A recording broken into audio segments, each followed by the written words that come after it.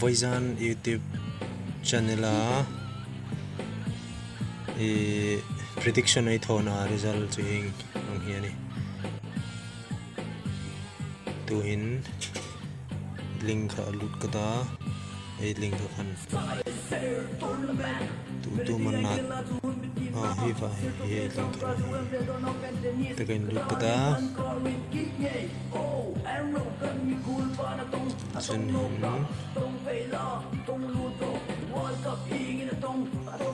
comment box in comment hai chen nupol comment amasata comment dan ding easy kan ka subscriber hai ta ding chawni comment back dan ding ka subscribe ta Belgium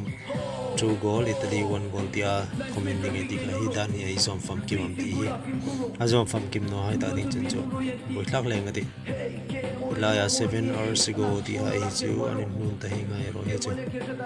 ilai hin mama ti kham hin adekin tika chama he sazik dan tik no adek ari sindika chu fel fam kim no lai khan sanjudan ru sai sim vongan dai khan ang kai pom thai ta no ni chun Angelina Simter ti kham hin ama mi ri sindik bia mi rukal chu ai close nung prediction ai close nung anu tai pan ni lai chun fe thlapai ta anol puya en chun chu Belgium chai tan deu tlang pui to ni ti om down ai comment han hai le inga dan hai ila hin Esther ti unanu Esther hin ari sindik ta subscribe ta Belgium 1 Italy 2 indigani hi result ka Italy ha in thata goal ni Belgium no ka chon thuni Esther ne dekin tika chun Fetan opeda resindik Fetan opedi attention degin dikno thai khabal ilai nuna pa sang zone resindik acha miracle se felfam ki type dana felfam kim no ni hi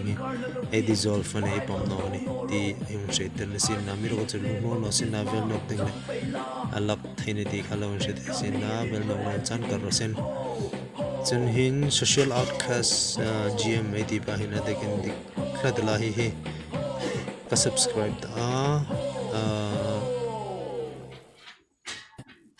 bel hai katana Italian rading hipoi katitak z 1 true atini hi khamya sa dekin dik lati bam social outcast kamin chen option ju dekin dik no dewa tol tanop paita ram nei dharma rai dia men dekin dikai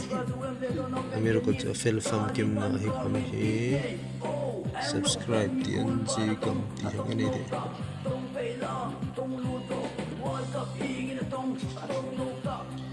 oh hi kham hi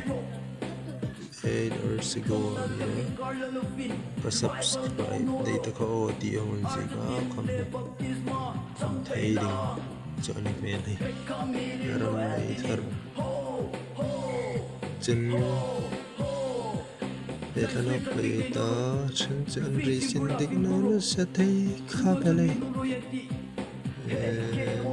to no peti peta ana chen ga dekin dik no thai do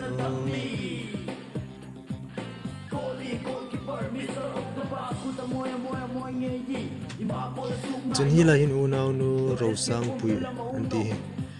subscribe ta Italy to Belgium mon hin nga zik ding iti na andik thlap na ma pa recent tikani zone Italy chuni no am takan na mo recent ai chelo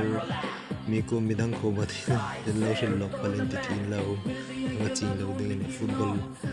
ding chawai prediction ti lo shi ding sin da chun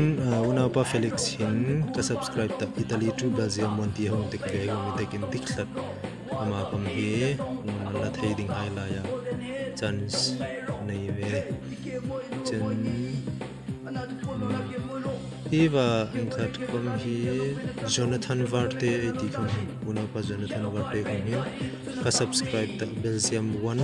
Italy 2 ate wa mi tekin tikbya chile chen hing ha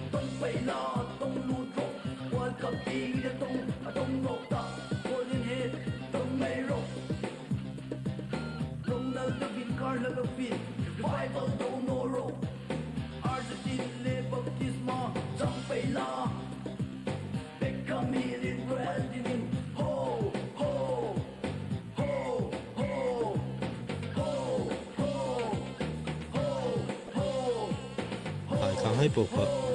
a reshin dikhai anya e